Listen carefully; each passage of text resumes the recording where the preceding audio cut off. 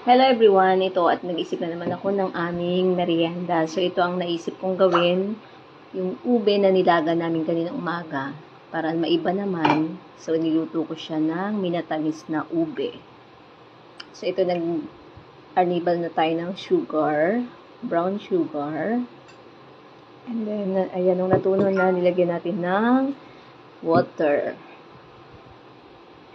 Ayan. Ayan, pinakulo-kulo lang natin. Ayan, niluluto ulit. Halo-halo. Halo-halo na yan. Tapos, pakukuluin lang natin yan hanggang sa mawala na yung tubig o yung sabaw. Ayan, so ito na siya. Diba? Minatamis na ube. So, ito, may merienda na. So, para mas masarap, nag-add ako ng powdered milk. So, ito na, merienda time. Kain tayo. Thank you for watching.